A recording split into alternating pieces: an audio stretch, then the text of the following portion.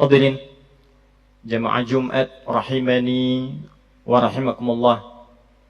Mengawali jumpa kita di Jumat ini yang telah memasuki pekan kedua di bulan Ramadan, tepatnya 14 Ramadan tahun 1446 Hijrah.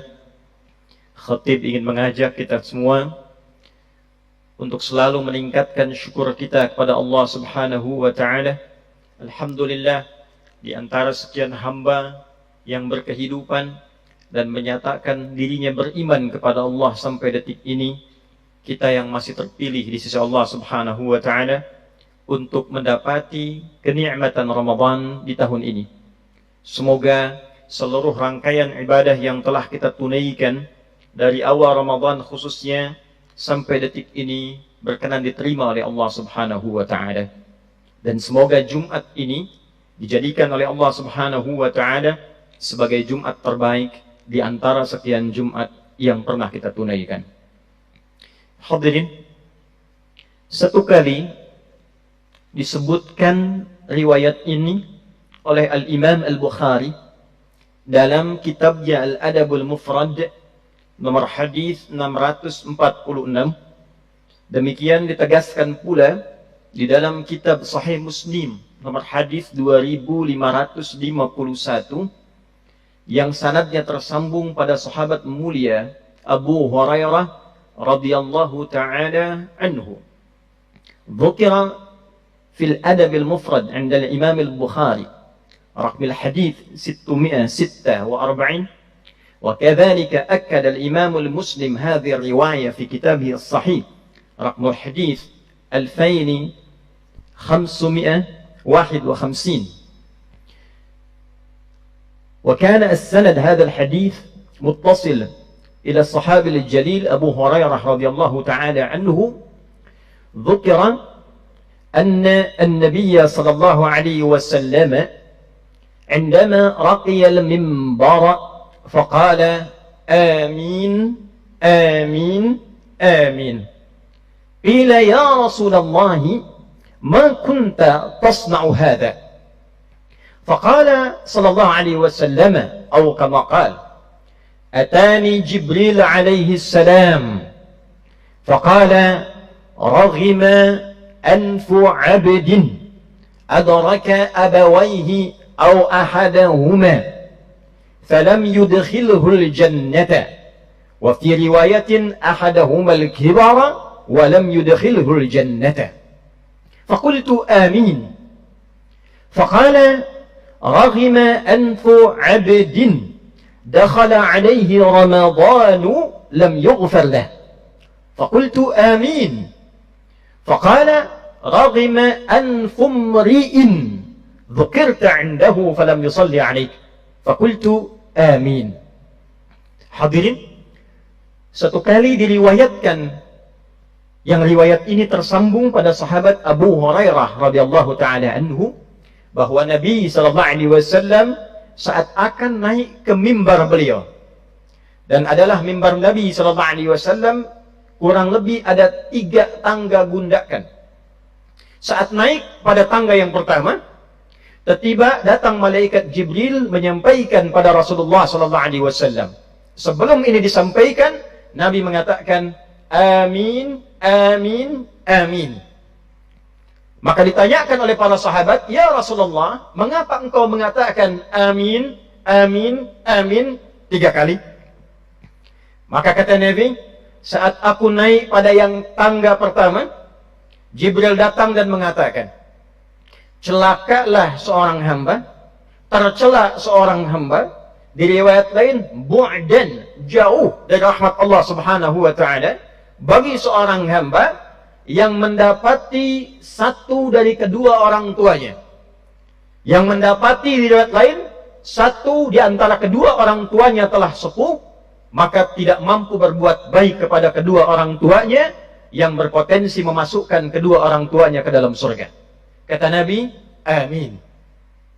Maka ketika naik tangga yang kedua, dikatakan pada Nabi melalui malaikat Jibril alaihissalam, celakalah seorang hamba, tercela seorang hamba, keterlaluan seorang hamba, jauh dari rahmat Allah Subhanahu wa ta'ala, seorang hamba yang disampaikan oleh Allah ke bulan Ramadan, tapi tak mampu memanfaatkan Ramadan itu untuk mendapatkan ampunan Allah Subhanahu wa ta'ala.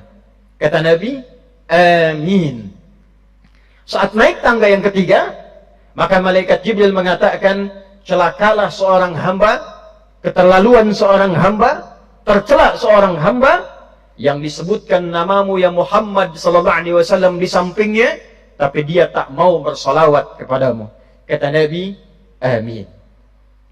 Hadirin, hadis ini dengan riwayat yang sahih terkait dengan Ramadan memberikan pesan penting kepada kita bahwa Ramadan ini bulan yang penuh dengan keistimewaan. Di antara keistimewaannya ada peluang rahmat Allah Subhanahu wa ta'ala diberikan kepada setiap hamba siang dan malam yang berupa ampunan dari seluruh dosa-dosa yang pernah dikerjakan. Dalam hadis riwayat Al-Bukhari, ditegaskan juga dalam hadis riwayat Muslim, Nabi SAW pernah menyampaikan, man shama ramadana imanan wa ihtisaba ghufira lahu ma taqaddama min dhanbi wa man qama lailatal qadri atau fi riwayatin man qama ramadana imanan wa ihtisaba ghufira lahu ma taqaddama min dhanbi. Siapapun yang menunaikan puasa Ramadan, ditunaikan di siangnya dari mulai fajar sampai dengan maghrib, diisi dengan keimanan kepada Allah, dia berusaha menjadi pribadi yang lebih baik, ikhlas dia tunaikan puasa itu, maka dengan keikhlasan menunaikan puasanya, Allah berkenan mengampuni dosa-dosa yang pernah ia lakukan selama hidupnya. Dan siapa yang bangun di malam Ramadan, dia tunaikan sholat malam bersamaan dengan malam Al-Qadar, atau dia tunaikan setiap malam Ramadan, dia tunaikan ikhlas karena Allah untuk memperbaiki dirinya supaya lebih baik dalam perjalanan hidupnya, maka dengan itu diampuni dosa-dosa yang pernah ia kerjakan selama hidupnya. Jadi bayangkan hadirin, siang ada ampunan, malam ada ampunan, 24 jam potensi dosa kita diampuni oleh Allah Subhanahu wa ta'ala. Dan siapakah di antara kita yang tidak pernah memiliki dosa? Dosa mata, dosa telinga, dosa lisan, sampai dosa ke ujung kaki, dosa anak pada orang tua, dosa orang tua yang mengabaikan anak, dosa dengan kerabat, dosa dengan tetangga, dosa pada tubuh kita sendiri di hadapan Allah Subhanahu wa ta'ala. Maka khusus Ramadan, selama sebulan penuh, siangnya, malamnya, ditebarkan oleh Allah rahmatnya untuk mengampuni seluruh hambanya, sehingga terlahir kembali dalam keadaan fitrah, bersih untuk menghadap Allah Subhanahu wa ta'ala. Hanya sayang, kata Nabi, ada orang yang disebut oleh malaikat Jibril, saking sayangnya Allah ingin mengampuni dosanya, diberikan siang ampunan, diberikan malam ampunan, tapi tidak disambut peluang ampunan ini dengan mendekatkan diri kepada Allah Subhanahu wa ta'ala. Diminta puasa, dia tidak kerjakan. Diminta sholat, dia malas-malasan. Diminta istighfar, dia tidak lakukan. Maka apa yang terjadi? Kata malaikat Jibril, raghima anfu rajulin, sungguh celaka orang seperti ini, tercela orang seperti ini, jauh dari rahmat Allah Subhanahu wa ta'ala. Dakhala alaihi Ramadan lam yughfar lah. Sudah diberikan kesempatan Ramadan, masuk di bulan Ramadan, tapi tidak memanfaatkan itu dengan baik, tidak ibadah dengan baik, sehingga tak mampu diampuni dosa-dosanya di bulan itu. Semoga kita semua digolongkan pada golongan hamba-hamba Allah Subhanahu wa ta'ala yang mau memanfaatkan bulan Ramadan untuk meningkatkan ibadah kepada Allah. Siangnya kita puasa dengan baik, malamnya kita tunaikan ibadah dengan baik, dan lebih penting daripada itu, semua itu kita kerjakan karena Allah, untuk mendapatkan rahmatnya. Dan semoga kita termasuk dalam golongan hamba Allah yang diampuni dosa-dosanya, sehingga nyaman untuk pulang kepada Allah di hari kiamat kelak. Barakallahu li wa lakum fil Qur'anil azim, wa nafa'ani wa iyyakum bima fihi minal ayati wa dzikril hakim, wa taqabbala minni wa minkum tilawatahu innahu huwas sami'ul alim. Ud'ullaha yastajib lana wa lakum jami'an.